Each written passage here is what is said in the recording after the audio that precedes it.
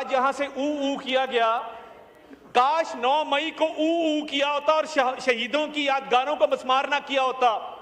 काश 26 नवंबर को भी सवाल का जवाब किया देना। होता। तार साहब आप इतने सीनियर, देखें ये माइक खोलें। आखिरी बात जनाबे डिप्टी स्पीकर, जापान में जिन लोगों ने ऊ किया था वो काम भी साथ कर रहे थे। खाली ऊ से काम नहीं बनता, साथ काम भी करना पड़ता है। मिनिस्टर इंफॉर्मेशन, माइक खोलें।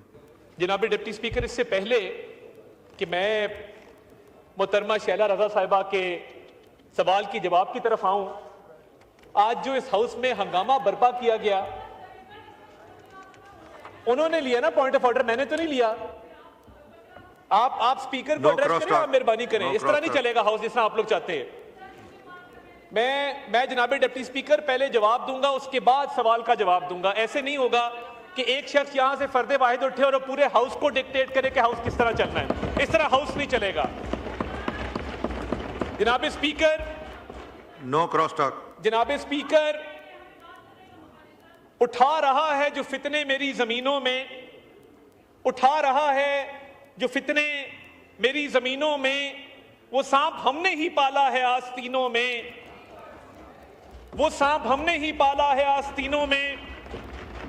कहीं से जहर का तरियाक ढूंढना होगा, कहीं से जहर का तरियाक ढूंढना होगा, जो फैलता ही चला जा रहा है सीनों में। कसूरवार समझता नहीं कोई खुद को, समझता नहीं कोई खुद को, छिड़ी हुई है लड़ाई मुनाफिकीनों में। जनाबे डिप्टी स्पीकर, आज जहां पे बहुत प्रचार किया गया, बहुत तकरीर की गई ऑनरेबल लीडर ऑफ ऑपोजिशन की तरफ से, ये जो डेथ टोल है अलेजिडली, ये डेथ टोल है या कोई पंखा है जो चल रहा है जिसमें कभी 1600 बंदे मर जाते हैं, कभी 1200 मर जाते हैं, कभी 400 मर जाते हैं, कभी 200 मर जाते हैं। आज मौसूफ 13 पे आके टिके हैं। तो मैं ये आपको बताना चाहता हूं कि क्या इनके झूठ को मान लिया जाए कि आपस में बदस्तों गिरेबान हैं, दूसरे के गिरेबान पकड़े हुए हैं। गौहर अली खान का गिरेबान अलीमा खान ने पकड़ा कि तुमने 12 अमवात क्यों कही, तुम 1200 पे क्यों नहीं आए। गजा फलस्तीन के इमेजेस को सोशल मीडिया पे फैलाते हैं, सड़क को लाल लथपथ दिखाते हैं खून में।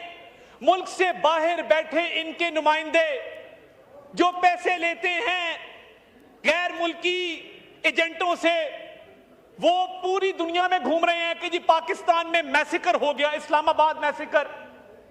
मिसिंग पर्संस का प्रचार करते, मुझे बताएं इन्होंने कोई दरखास्त दी है मिसिंग पर्संस के हवाले से किसी मिनिस्ट्री को, इंटीरियर को या लॉ को? क्या आजम नजीर तारड़ साहब ने अभी जो एक ओवरऑल हाई कोर्ट की डायरेक्शन पे मिसिंग पर्संस पे मीटिंग की, एक भी नाम उमर अयूब साहब ने लिया? उमर अयूब साहब किस सिस्टम के बेनिफिशियरी हैं, किस दादे के पोते हैं कि रोज खड़े होके यहाँ पे मुनाफकत करते हैं, किरदार कुशी करते हैं, इदारों की बात करते हैं? शर्म आनी चाहिए।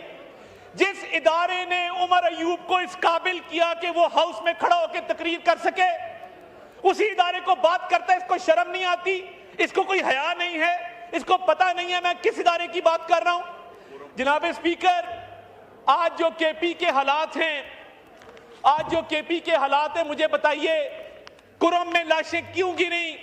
कुरम का अमन किसने खराब किया? ये इस्लामाबाद पे धावा बोल रहे थे जब कुरम में लाशें बिछी थी। इनके दौर में ये तो झूठा मुनाफकत पे मबनी बयानियां है जिसके जवाब में कभी लाशों का नंबर 1200 कभी 12 है।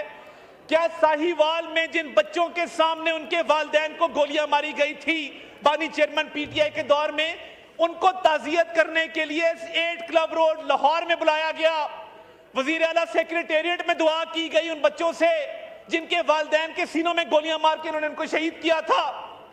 क्या आज तक टीएलपी से हमारा सियासी इख्तिलाफ सही, जो टीएलपी के लोगों पर लाहौर में सरेआम गोलियां चलाई गई, उनके 25 बंदों को मारा गया, क्या इन्होंने कभी उस पर बात की?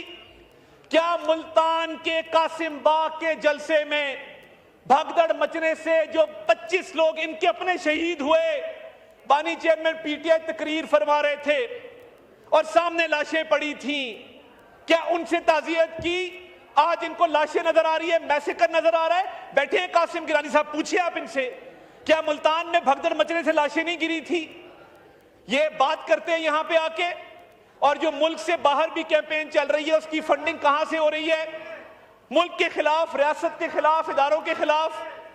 आज बहुत अफसोस हुआ कि अपनी बात करके चल दिए और उसके बाद अगलों की बात करने का क्या हक नहीं है? क्या इनमें इतना हौसला नहीं है कि ये बात सुन सकें? जनाब डिप्टी स्पीकर, ये वो लोग हैं जो बंद दरवाजों के पीछे आके, बिल्कुल ठीक कहा ख्वाजा साहब ने, एक मिनट